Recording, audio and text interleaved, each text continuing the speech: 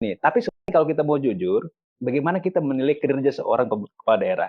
Misal dalam hal ini gubernur Provinsi Tenggara, kita bisa lihat pada konteks apanya itu dia. Sederhana, kalau mau lihat kinerjanya, nggak usah bicara di masyarakat luas, lihat di internalnya. Pertama, Ya. kepala daerah itu ada dua di dalam satu organ, gubernur atau bupati. Ada kepalanya, ada wakilnya. Ya? Ya. Jadi kepala daerah terdiri dari kepala daerah dan wakil kepala daerah. Ya, ini lihat. Kalau dia mampu berharmonisasi dengan baik, ya berarti kemungkinan untuk berharmonisasi lebih luas itu terbuka. Alhamdulillahirrahmanirrahim. Hari ini saya berkesempatan mengunjungi satu tokoh yang fenomenal di Sulawesi Tenggara dengan semua prestasi dan kontroversi yang ada sampai hari ini. Bapak Haji Nur Alam SE. Gimana kabar, Pak? Baik, alhamdulillah. Segar sekali hari ini saya lihat ini. Ya, tidurnya cukup. Oh gitu? Tidak begadang, Pak? Nggak begadang. Lebih banyak istirahat sekarang? Enggak juga, masih biasa. Justru banyak didatangi teman-teman, tapi sudah tidak punya kekuasaan. Tapi kan tidak berarti bahwa tidak punya kekuasaan dan orang tidak bisa mendekat dan tidak bisa diskusi. Ya? Justru itu yang perlu diberi suplemen. Supaya tidak selalu merasa eksis karena kekuasaan. Benar. Tanpa kekuasaan, kita masih tak bisa berperan. Karena kan fenomena sekarang, Pak Alam, di saat kita berkuasa, begitu banyak yang datang itu. Begitu selesai masa kekuasaan, itu tiba-tiba rumah jadi sepi itu. Itu hukum alam. Oh begitu? Hukum alam, cobaan bagi dua pihak. Pihak penyembah kekuasaan, di sanalah akan dilihat sampai sejauh mana integritas persahabatan dia kepada orang yang pernah memanusiakan. Dan bagi kita mantan-mantan pemimpin yang ditinggalkan, juga sekaligus ujian. Sampai sejauh mana kita tabah menerima untuk ditinggalkan sendirian. Tapi kita tidak perlu merasa sepi, tidak perlu merasa kehilangan. Anggap saja semua yang sudah berlalu, sudah kita sedekahkan untuk kepentingan publik, untuk hal yang baik-baik. Ya, yang buruk-buruk, ya kita berusaha selalu meminta perlindungan kepada Allah supaya hal yang berkaitan dengan kesalahan Tuhan bisa menerima tobat kita. Kan ada yang berlaku hukum ini, post power syndrome ini. Tidak berlaku di Kakanda ini. Saya sudah mengantisipasi karena pengalaman melihat banyak para pemimpin yang mengalami itu. Tapi sejak saya dilantik menjadi pimpinan daerah, di mana di sana ada kekuasaan, saya sudah mempersiapkan diri untuk menjadi sepi. Pada saatnya pasti datang. Prinsip ini saya tanamkan sama dengan prinsip kehidupan kita dalam beragama. Bahwa silakan kita mencari rezeki di atas permukaan bumi, tapi kita juga harus selalu siap setiap saat Allah mencabut kita untuk kembali kepadanya. Jadi tidak ada kerisauan, tidak ada keresahan, kita jalani semuanya secara alamiah. Jadi bukan sesuatu yang mesti ditakutkan bukan ketika semua kembali. Ditakutkan. Karena hidup itu kan kenyataan. Hidup itu adalah satu dinamika yang chipsnya sudah ditanamkan Allah Subhanahu Wa Taala dalam tubuh kita. Kemuliaan, dan kalau kemuliaan itu dicabut, itu semua tidak terlepas dari proses Allah Subhanahu Wa Taala. Karena itu seringkali kita mendengar ada kata-kata bijak, ya sehelai daun pun yang hinggap di badan kita itu tidak terlepas dari kehendak Allah Subhanahu Wa Taala. Jadi semuanya kita jalankan secara bijak, secara baik, dan kita bersyukur bisa mendedikasikan apa yang kita miliki untuk kepentingan publik, dan kesempatan itu kita manfaatkan baik-baik. Ini bijak sekali karena tidak semua orang bisa seperti ini. Karena memang manusia itu kan pilihan-pilihan. Ya, jadi memang ada yang dipersiapkan untuk jadi orang jahat, ada yang dipersiapkan untuk menjadi orang bijak, ya kan? Ada juga yang dipersiapkan untuk menjadi orang munafik. Oh gitu. Itu, ya. Masing-masing punya peran. Masing-masing sudah punya peran. Ini kan orkestra besar, sandiwara yang sudah dipersiapkan oleh yang di atas untuk kita jalankan.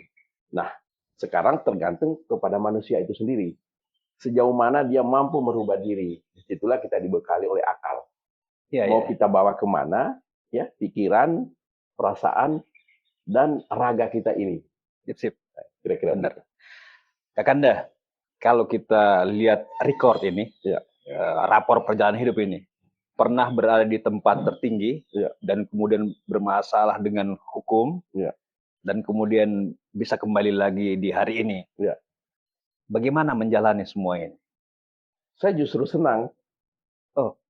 Ya, dan ini bukan retorika untuk menjustifikasi diri saya, Bukan buat lips saja ini kepada bukan publik. sekedar live service Ya. seperti itu supaya timbul simpati. Ya. Kenapa saya senang? Saya sudah menjalani kehidupan saya sampai dengan proses puncak. Nah, ada orang mengatakan proses puncak itu adalah ketika kita berhasil memperjuangkan cita-cita sampai dengan tujuan tercapai. Tapi jarang sekali orang yang memikirkan bahwa setiap langkah itu pasti ada risiko. Ya, nah saya dari anak desa, orang kecil, bukan anak penjabat, ya, bahkan kehidupan ekonomi saya waktu kecil sangat miskin karena saya hanya seorang anak yatim.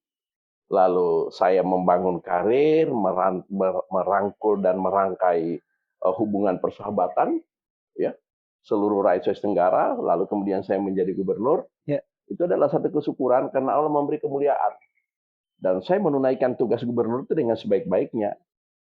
Dari berbagai indikator tentunya ya. Karena kalau baik menurut personal, menurut manusia itu kan relatif. Ya. Tapi dari sisi indikator pemerintahan, ya di sana banyak pengakuan-pengakuan, banyak capaian-capaian yang menurut kalkulasi matematis maupun standar operasional yang sudah ditentukan oleh pemerintah itu tercapai dengan sangat baik. Nah, bahwa kemudian di ujung dari jabatan saya harus melewati penjara, itulah yang saya katakan. Jadi saya sempurnakan semua tugas dan tanggung jawab saya sampai dengan risikonya. Andai kata saya nggak masuk penjara, tidak sempurna saya punya perjalanan ya daripada perjuangan saya untuk melakukan amal ma'ruf nahi munkar. Sebab prinsip saya baik bagi manusia belum tentu baik bagi Allah. Sebaliknya, baik bagi Allah belum tentu baik bagi manusia. Jadi yang tahu hanya Allah Subhanahu wa taala. Karena pemenjaraan itu ya itu kan hukuman manusia. Setiap kita punya diskresi. Ya penegak hukum punya diskresi untuk nangkap orang. Tapi apakah dia lebih baik daripada kami yang ditangkap? Belum tentu. Karena faktanya, baik di dalam berbagai informasi publik maupun di penjara sana, yang nggak ada di situ tinggal presiden, karena presiden diberikan semacam kekebalan hukum. Tapi di luar itu, semua ada di dalam penjara, mewakili komunitasnya masing-masing. Itu artinya tidak ada yang bersih sebenarnya. Ini hanya soal permainan dunia saja, karena itu nggak usah terlalu dimasukkan di hati. Dan alhamdulillah. Anak-anak dan istri saya tenang-tenang aja. Oh gitu lah? Iya. Kalau saya melihat secara statistik di dalam penjara itu, kurang lebih 60% teman-teman saya kepala daerah maupun yang pernah punya kapasitas penjabat non kepala daerah, baik itu eselon 1, direktur-direktur BUMN, itu semua pada berantakan rumah tangganya. Saya alhamdulillah, anak istri tetap sabar, sampai akhirnya menunggu saya pulang, dan kami sama-sama sampai dengan hari ini membangun kembali kehidupan, meskipun sudah tidak seperti waktu kita punya kekuasaan. Banyak yang bisa kita suruh, banyak peluang yang bisa kita lihat langsung. Situasinya berbeda. Ya, sudah sangat berbeda. Pasti. Tapi kita harus yakinkan diri bahwa sebelum, sesudah, dan saat ini, itu tetap sama, karena manusianya itu juga. Di Sukamiskin ini apa yang membuat seorang sosok Nur Alam itu bisa jadi punya pandangan seperti ini? Apa pengalaman di dalam? Saya selalu berusaha untuk menyesuaikan diri di mana saya berada. Kita gunakanlah prinsip air. Oh ya? Air itu akan selalu membentuk dirinya tergantung di mana tempatnya. Jadi pada saat kita berada di dalam penjara, ya kita tahu ini penjara. Apa yang membedakan dengan kehidupan di luar? Kehidupan di luar tidak ada tembok dan tidak ada jeruji. Tapi sebuah hal yang berkaitan dengan tanggung jawab sosial kita, itu di dalam penjara juga masih berlaku. Ya, nah oleh karena itu, begitu kita masuk penjara, apa yang menjadi keistimewaan kita sebelum penjara, itu harus kita tanggalkan. Ya, kita sekarang berada dalam lingkungan penjara. Semua hal yang berkaitan dengan itu, interaksi, dinamika, ya regulasi di dalam penjara, kita ikuti. Dan di dalam penjara itu banyak keistimewaan-keistimewaan. Ya, bagi saya ada hikmahnya. Allah memberikan kita waktu ya untuk lebih fokus beribadah. Mungkin waktu di luar meningkat. Iya, fokus dan meningkat frekuensinya. Ya, waktu di luar kita alasannya sibuk. Terima tamu lah, rapat itulah, layani itulah, peresmian inilah. Kalau dalam tidak ada alasan. Ya, jadi kita lebih banyak waktu beribadah. Jadi Ya. intensitas dengan yang Maha Kuasa jauh lebih dekat, Bro. Lebih dekat. Ya, karena sebenarnya Allah ada di diri kita. Iya, Cuma iya. kan kita kadang-kadang dengan kesibukan seringkali melupakan untuk mengeksplor. Kemudian kedua, olahraga. Olahraga bebas, ya kan? Bebas kita olahraga. Bimbingan rohani, pembinaan dari lapas, itu di dalam luar biasa. Disiapkan semua. Yang nggak tahu ngaji, diajar ngaji. Ya. Terus pemberian pencerahan-pencerahan oleh para ustadz secara bergiliran, itu diberikan. Dan ini bukan hanya pada Islam, kepada agama yang lain pun. Sama. Olahraga pun seperti itu. Ya, hampir semua cabang olahraga ada. Terus pemeliharaan kesehatan. Ya, terus kita tidur ya di dalam sel, kita mesti menyesuaikan diri bagaimana teman-teman yang lain. Setelah serangkaian prestasi yang kita bilang ini kan jejak kepemimpinan akan sangat sulit disamai menurut perspektif data ini ya. Ya. Ini tidak menghentikan mimpi tentang Sulawesi Tenggara, masih mau berkontribusi lagi atau seperti apa nanti Nah, dengan tadi itu yang saya katakan, bahwa pengabdian dan dedikasi kita kepada dunia sekaligus pada Allah Subhanahu wa taala tidak boleh berhenti kecuali nyawa sudah tidak dikandung badan lagi. Nah, itu situ berbeda Ya kan? Selama masih ada, Selama masih ada kita kerjakan. Kan hanya pendekatan yang berbeda. Waktu kita menjadi gubernur, ya, kita diberi kekuasaan untuk ngatur pegawai, diberi kekuasaan untuk melayani masyarakat secara umum, ya, diberi kekuasaan untuk mengatur peraturan perundang-undangan ya, dan melaksanakannya, diberi kekuasaan untuk menata anggaran, dan diberi kekuasaan untuk melaksanakan pembangunan secara umum di satu wilayah seperti kita di Sulawesi Tenggara. Nah, setelah kita tidak menjadi gubernur, seluruh hasil-hasil kita itu menjadi legacy yang kita tinggalkan bagi masyarakat. Masyarakat lalu melihat, oh dulu waktu Nur Alam jadi gubernur, dia bikin jembatan Teluk. Nur Alam dulu jadi gubernur, dia bikin pelabuhan Bungku Toko, termasuk pelabuhan Pelninya. Dulu waktu jadi gubernur, dia bikin rumah sakit Pastramas. Dulu waktu jadi gubernur, dia bikin tower Bank Sultra. Dulu waktu jadi gubernur, dia bikin program desa yang akhirnya diadopsi secara nasional. Dulu waktu jadi gubernur, dia kasih insentif kepada pegawai, kepada dokter, ya, kepada guru-guru. Dulu waktu jadi gubernur, beasiswa terus digalakan supaya anak-anak Sulawesi Tenggara giat belajar dalam dan luar negeri. Dan masih banyak hal lagi yang itu dilakukan. Akhirnya pada saat sudah kita tidak menduduki jabatan itu jadi kebanggaan tersendiri. Legacy. Apalagi legacy. Jadi masyarakat itu memperbincangkan. Oh dulu ini yang bangun ini yang bangun ini. Yang celakanya kalau ada kepala daerah nggak bangun apa-apa. jadi sebetulnya menjadi kepala daerah itu nggak perlu lama-lama. Begitu ya? Saya dari dulu sering memberi instruksi kepada bupati-bupati. Kita nggak perlu lah berpikir 2 periode. 1 tahun aja, kalau itu yang bermanfaat untuk negeri dan masyarakat, cukup 1 tahun. 1 periode bisa cukup untuk sebuah prestasi? Kalau kita kerja, kan waktu kita bekerja 24 jam. Ya, jadi harus dipahami oleh kepala daerah bahwa jam produktif formal itu 7 jam sehari bagi PNS. Ya. Kalau dari jam 8 pagi biasanya sampai dengan jam 4 sore. Ya. Kalau zaman saya dulu hari Sabtu kan kita nggak kerja. Hari Jumat malah saya percepat. Kenapa? Saya wajibkan semua pegawai untuk sholat subuh berjamaah dengan gubernur. Oh ya? Ya, itu udah kita lakukan dan itu resmi. Saya buat kebijakannya. Jadi masuk saya hitung jam kerja dimulai jam 4 pagi. Setelah dimajukan? Dimajukan. Tapi pada hari Jumat setelah sholat Jumat mereka boleh pulang.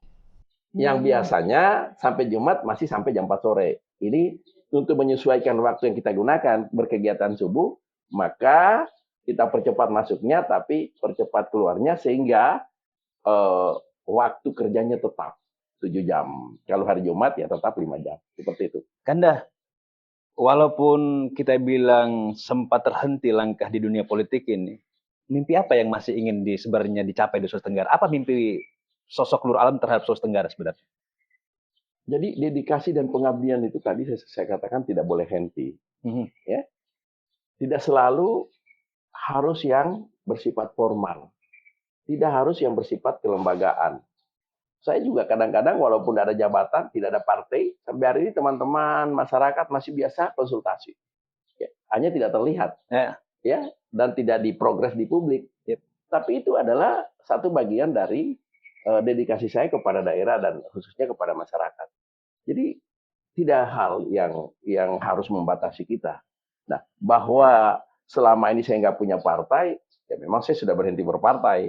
Ya, lalu kemudian usia saya sekarang masih 59, masih usia produktif. Karena itu ya saya manfaatkan untuk ngajar-ngajar di perguruan tinggi, salah satunya di Unsultra. Sekarang ini ya saya pakai untuk ngajar kan, paling tidak berbagi ilmu. Terus masalah partai, ya teman-teman dari berbagai partai biasa datang ke saya menawarkan untuk sama-sama di partai. Saya bilang sudahlah, saya jadi penasehat aja atau kalian konsul ke saya persilakan, saya akan buka diri. Nah, secara khusus tentu nanti karena saya punya hak pribadi dalam hal berpolitik, ya bukan hak politik tapi hak pribadi untuk melakukan aktivitas politik, itu adalah hak asasi sebagai warga negara. Ya tidak menutup kemungkinan saya juga nanti akan aktif di salah satu partai politik. Tapi sampai hari ini masih belum, ya, masih belum. Kalau kita membandingkan, ini kan setelah Kakanda itu ada Pak Ali Masih dan ada hari ini ASR ini. Ya. Dengan dua kepemimpinan ini dalam perspektif dan kacamata Kakanda seperti apa? Masing-masing punya kelebihan. Lebihnya?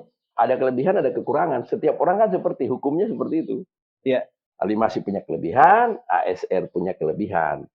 Tapi harus diingat bahwa kelebihan-kelebihan masing-masing itu adalah kelebihan potensial pribadi. Ekspresinya di dalam kepemimpinan itu yang akan dicatat oleh organisasi maupun pegawai terutama dan masyarakat. Ya. Terutama ya, sejauh mana kita mampu mendudukkan ya, atau menjalankan kedudukan kita sesuai dengan aturan-aturan organisasi. Ya. Nah, pemerintahan itu kan ada aturannya. Paling enak itu sebetulnya jadi kepala daerah. Kenapa? Kedudukannya jelas. Tugasnya jelas. Peraturan perundang-undangan terregulasinya jelas. Organisasinya tertata. Uangnya ada. Ya. Tinggal pengaturan. Nah, dalam proses pengaturan itu, setiap orang punya seni. Leadership namanya. Seni dia membawa kepemimpinan. Nah, manajemennya itu adalah organisasi pemerintahan. Nah, di proses ini seringkali banyak kepala daerah yang mengekspresikan tugas dan kekuasaannya berbeda-beda. Sehingga di diskusi publik, apalagi di warung kopi, itu sensitif sekali. Ya, ada hal yang berbeda misalnya. Ya, jadi masyarakat kan kalau membuat benchmarking, ya, jadi Bupati A sama Bupati B, kok beda ya? Si Bupati A boleh melakukan ini, si Bupati B nggak boleh. Kira-kira begitu. Nah, ini jadi perbandingan akhirnya menjadi diskusi. Apalagi kalau menyolok. Misalnya tugas-tugas kita sudah sampai direkam oleh masyarakat luas, bahwa ada perbedaan. Dulu waktu zaman Pak Nur Alam, boleh kok. Dulu zaman Pak Nur Alam bisa. Dulu zaman Pak Nur Alam kita lebih kreatif, lebih produktif, ya, dan lain-lain sebagainya. Kok sekarang nggak bisa? Nah, ini bukan tidak bisa dikendalikan oleh siapapun yang menjadi pimpinan daerah. Karena itu adalah persepsi atau image yang selalu muncul penilaian dari publik. Karena itu harus hati-hati. Sedangkan kita menjalankan organisasi pemerintahan secara normatif dan disiplin, itu ada saja kemungkinan kita dikritik oleh masyarakat. Apalagi kalau tidak. Dan kritik itu harus kita terima dengan baik. Karena kritik itulah sebetulnya menyempurnakan tugas-tugas kita. Kalau seorang pemimpin tidak mau dikritik, zaman sekarang ini, ya, hari-hari begini masih ada pemimpin yang tidak mau dikritik, itu menunjukkan ya sikap arogansi, otoritarian. Itu udah ada laku di zaman demokrasi sekarang ini. Rakyat udah takut lagi, iya. Rakyat udah takut dengan lagi. Media sosial, dengan berbagai platform yang ada kan ini mudah untuk kita telisik rekam jejaknya seperti apa. Tapi kalau katakan diberikan kesempatan untuk memberikan saran kepada pemerintah Provinsi Sulawesi Tenggara, apa yang harus skala prioritas sebenarnya di tengah kondisi yang begitu tajam tekanannya ini, ekonomi, pendapatan, pekerjaan? Sebetulnya begini, pimpinan daerah itu harus peka dengan lingkungan. Karena setiap hari masukan itu selalu ada. Baik masukan ya yang datang dari lembaga-lembaga ilmiah, Ya. dalam hal ini kampus, dan Kampus. berbagai lembaga-lembaga pemerintahan lainnya, ya, petunjuk dan arahan, juga kritik dari masyarakat. Ya. Kalau pimpinan daerahnya pandai, ya, untuk merespon itu, kan tergantung style setiap pemimpin. Ada juga pemimpin yang sok pintar. Ya. Kalau sok pintar tuh agak gengsian dia, nggak mau minta saran. Padahal mau minta saran itu kan tidak harus mengorbankan gengsi pribadi. Oh ya. Tidak perlu mengorbankan gengsi pribadi. Banyak cara meminta saran. Ya, misalnya salah satu contoh, ya, kumpulin aja yuk punya aparat teknis. Ya. Ya, suruh mereka bicara satu-satu. Karena mereka kan tahu teknis. Kepala daerah mana ada ngerti teknis. Ya. Pada saat mereka berbicara, isi daripada pembicaraan mereka itu pasti hal-hal yang berkaitan dengan SOP teknis dari institusi yang dia pimpin. Dinas A, Dinas B, Dinas C. Tapi persoalannya muncul lagi. Kepala daerah harus konsisten untuk menempatkan personalia sesuai dengan tupoksinya, sesuai dengan kompetensinya. Jangan sampai sarjana agama yang dari dulu sering saya soroti kepada kabupaten kota ditempatkan di bidang teknis, nggak ngerti, tabrakan. Dan pendekatannya itu harus pendekatan ya meritokrasi. Seseorang itu harus dilihat jenjang kepangkatannya, bidang golongannya, masa kerjanya, uji kompetensinya, lalu dilakukan asesmen dengan baik. Kita membuat satu kesimpulan, oh ini cocok dia di sini, ini cocok dia di sini. Jangan pakai prinsip KKN. Karena melakukan prinsip-prinsip KKN, tahu nggak siapa yang paling menderita di akhirnya? Si kepala daerah itu sendiri. Dan napaknya. Pertanggungjawaban seluruh tugas, Ya. dari mulai proses jabatan berjalan, misalnya output kinerja. Yang dilihat bukan kepala dinas, gubernurnya atau bupatinya. Ya. Terus produktivitas. Ya. Ya. Yang dilihat itu adalah produktivitasnya kepala daerah. Laporan pertanggungjawaban yang dilihat adalah kepala daerah. Kalau ada masalah, tahu nggak itu kelakuannya staf-staf itu? Ya. Yang dia tunjuk pimpinannya, oh ini pengarahan pimpinan, ini instruksi pimpinan. Padahal pimpinan bisa jadi tidak tahu. Apalagi kalau dari mulut seorang pemimpin, ya sudah mengatakan saya mau menggunakan sistem perencanaan top down. Wah, itu celaka. Tidak bisa. Orang sudah berubah sekarang menjadi bottom up. Karena mekanismenya harus begitu, itu malah mau datang dari atas. Ini sudah berakhir. Ini di rezim Undang-Undang Nomor 5 tahun 74 dulu, waktu zaman Orde Baru begitu. Di reformasi tidak boleh begitu. Semua hal harus datang dari bawah. Diusulkan, lalu kemudian direncanakan, ya setelah diusulkan, dirumuskan, direncanakan, ditetapkan. Setelah ditetapkan, kepala daerah masih bisa intervensi kok kalau ada hal-hal yang perlu diluruskan sesuai dengan visi dan misi dia. Karena itu semuanya sistem ini harus menjadi satu paradigma. Kepala daerah itu ya adalah pemegang paradigma. Paradigma itu satu titik merangkai semua jaringan. Iya.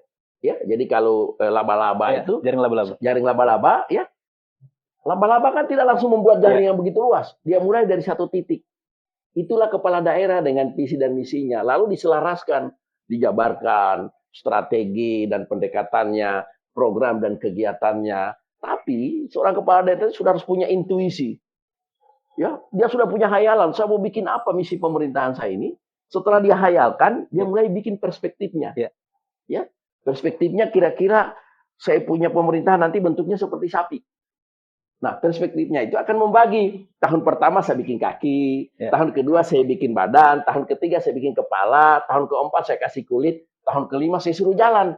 Itu namanya adalah satu sistem perencanaan terintegrasi yang semua tercatat, terarah, kemudian dapat dipertanggungjawabkan. Bukan hanya capaian program, tapi outcome.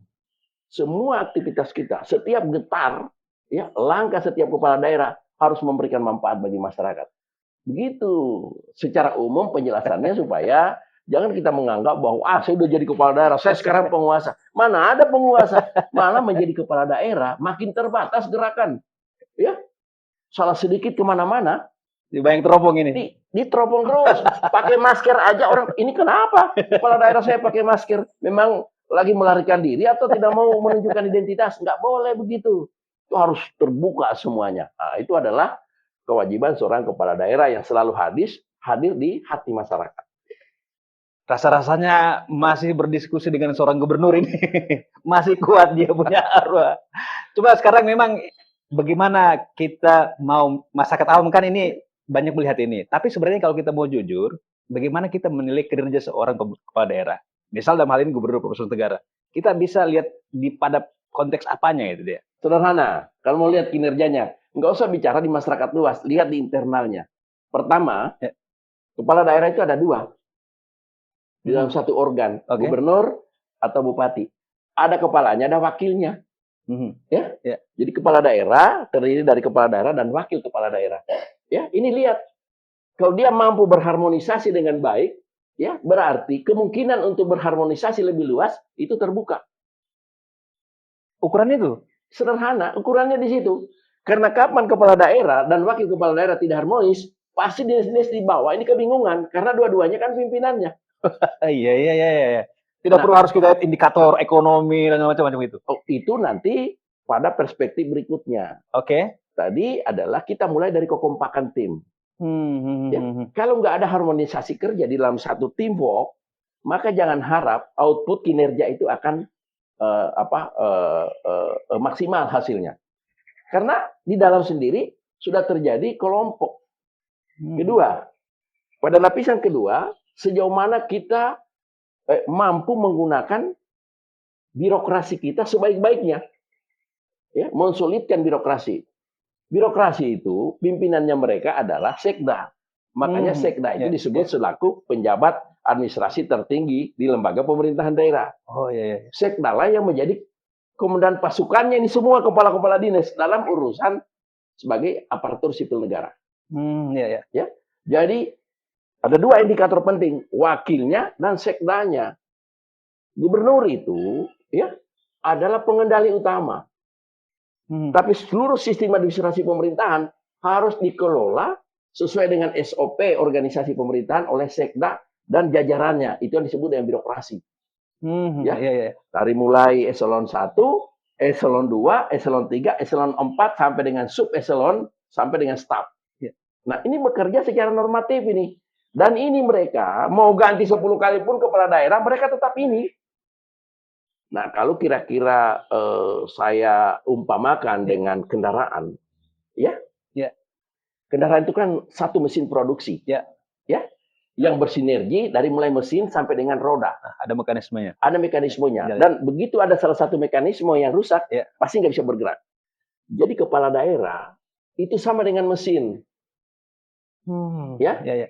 Tapi mesin tidak bisa menggerakkan ban kalau tidak ada transmisi. Yang istilah awamnya tidak ada persinelan. Ya. Persinelan inilah yang melengket di mesin lalu kemudian memutar ban. Jadi persinelan ini adalah sekda dan jajarannya yang disebut dengan birokrasi. Oh iya. Jadi mesin bunyi, masuk persinelan, gas baru jalan. Baru bisa berproduksi. Jadi sederhana melihat sebenarnya. Sederhana. Jadi sudah diatur sedemikian rupa ini organisasi. Ada pengendali utama, tapi ada menyiapkan menu.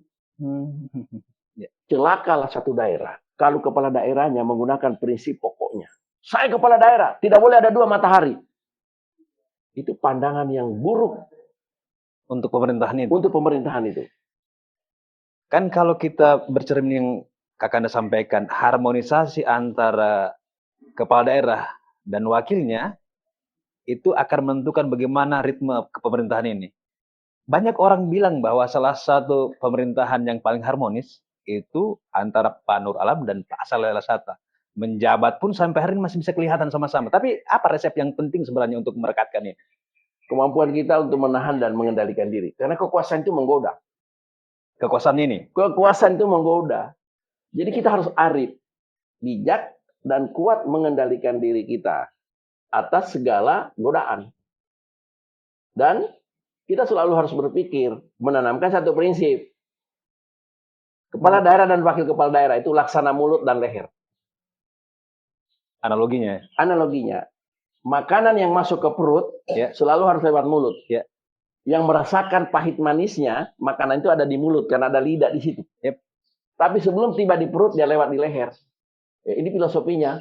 Jadi semua yang lewat di mulut, pasti leher tahu. Makanya mulut atau kepala daerah harus selalu merangkul wakilnya, duduk bersama. Saya mau bikin kebijakan begini, ya, Bapak mau ambil peran di mana? Saya dulu seperti itu. Bahkan Dilibatkan ini, dilibatkan. Saya mau tata pegawai dilibatkan. Saya mau ngatur program kegiatan pembangunan dilibatkan. Ya, penetapan anggaran dilibatkan. Rapat-rapat koordinasi internal dan eksternal dilibatkan. Sehingga pada saat sebagai gubernur tidak berada di tempat, Wagub itu menjelaskan secara lugas, karena semua sudah tahu. Tapi Wagub tidak melampaui kewenangan saya. Setiap ada sesuatu dia lapor ke saya, karena pemutusnya saya. Ya, jadi kalau analoginya antara hubungan Wagub tadi dengan gubernur, kira-kira begini, ya. Kalau kita jalan dengan pimpinan, ya, jalan dengan pimpinan nih, ada 3 hal yang harus kita perhatikan. Pertama, jangan dahului pemimpin. Kalau dia lagi jalan di depan, sebagai Wagub, jangan lewati dia. Itu dari sisi etik, pasti dia tidak terima. Apalagi kita orang Timur. Ini kan hanya masalah attitude saja. Ya, benar. Itu. Jalan jangan lewati. Kedua, kalau dia sedang sakit, datanglah jenguk. Iya. Jangan datang kasih racun dengan harapan dia cepat mati supaya kau ganti. Ya kan? Benar. Kemudian ketiga, kalau ada sesuatu, ya, berilah usul pertimbangan kepada pemimpinnya. Kepada pemimpin utama, dari wakil datang beri. Pak Gub, ini setelah saya rumuskan, setelah saya pertimbangkan, saya kaji dengan baik, hal ini saya usulkan pandangan saya seperti ini. Nanti putusannya sama gubernur. Jadi 2 perumpamaan ini menjadi cerminan bahwa baik gubernur maupun wakil gubernur, ya, masing-masing harus punya toleransi yang tinggi untuk saling menafkahi, saling mengingatkan, saling menjaga. Ya. Tapi kalau hubungan keduanya sudah berantakan, pasti yang akan menjadi terganggu atau yang tidak akan tercapai dengan baik itu adalah program, kekompakan pegawai juga tidak akan terjadi, soliditas mereka, dan itu akan menjadi momok yang buruk di mata masyarakat. Masa nggak malu hari-hari diributkan di warung kopi, kepala dinas, masyarakat bahkan sampai dengan pegawai-pegawai rendah yang dibahas masalah, wah, hubungan antara gubernur dan wakil gubernur di sini nggak baik. Ya, bikin balai wajah gubernurnya ada fotonya, wakil gubernurnya nggak ada. Kayak orang baku bombe. Itu kan menunjukkan sifat kekanak-kanakan. Pemimpin tidak boleh begitu. Ya, betul-betul harus harmoni. Walaupun sebenarnya secara pribadi-pribadi ada hal yang kurang cocok, tapi itu jangan ditunjukkan ke publik. Disitulah kedewasaan seorang pemimpin. Cara mengelolanya. Cara mengelola, cara mengkomunikasikan. Jadi gestur kita sebagai pemimpin itu harus dijaga.